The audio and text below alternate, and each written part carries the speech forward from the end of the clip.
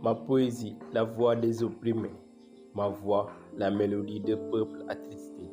Ma plume, la source des opprimés. Ma fonction, le levier des êtres frustrés. Le salut est à lui.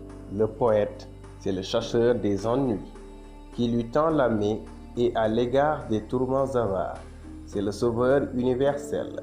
Sentir de loin la saveur des productions miraculeuses et belles, nous sommes gardiens et meneurs. À nous l'horreur, au peuple le bonheur. Tête ronde, rôtie, vêtue de feuilles, les pleurs clamés des innocents en deuil. Nous rendons grâce à nous-mêmes, savants nouménal et phénoménal, voyant d'ici à l'intelligible sans dilemme, atténuer les idées sans morale. La poésie doit être dévastatrice, le soutien des hommes en détresse, des femmes ornées de cicatrices, de la société décorée de paresse. Le poète est un garant des mots de la société. Il est le gérant des mots de la liberté, le guetteur et gratteur de mules, veilleur et protecteur de la nuit. Celui qui parle quand d'aucuns se taisent, celui qui écoute quand tout le monde cause, le bouclier et le médiateur de la population, vaccin et antidote de toute une génération.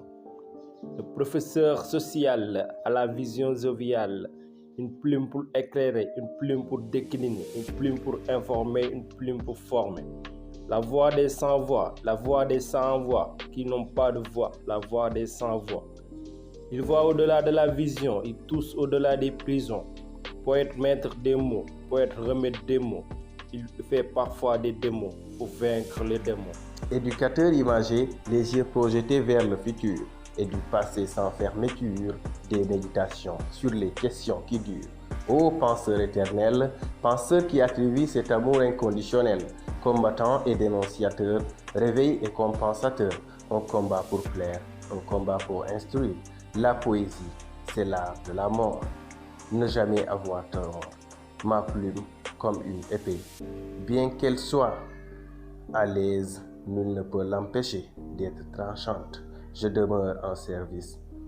Ma plume demeure étant galante. Prends ta plume et écris, aiguise ta plume et décris. Éloigne-nous des cris à travers ce que tu transcris. Ta plume est l'arme qui chasse les larmes. Elle est pacifique, le reste bénéfique. Elle peut être tragique, parfois esthétique et même lyrique, mais reste magique. Une machette pour étrangler, de l'encre pour sanglanter. Ô éternel serviteur, en ta vie faveur, se moderne un cœur qui bat, époustouflante plume qui se rabat. La joie fait balbutier les langues des avares bilingues. Arme-toi de splendeur, de fonction et d'honneur. Âme des pays sensibles, âme des peuples faibles, ton inspiration, ton aspiration et ta respiration, tout en faveur de tes admirateurs, qui ne sont que des révélateurs. C'est eux qui te montrent le chemin, qui t'inspirent ce que tu dois dire demain, armé de mots et d'inspiration, de valeur et de détermination. Lis ces mots de tête pour ces mots de tête. Ta plume, même si elle pèse lourde, elle apaise. Horreur à ce penseur qui témoigne pour les fidèles menteurs. Le poète est sauveur et tueur. Il mérite respect et gratitude, considération et plénitude, épée aiguisée, idée déguisée, épée, des idées africanisées.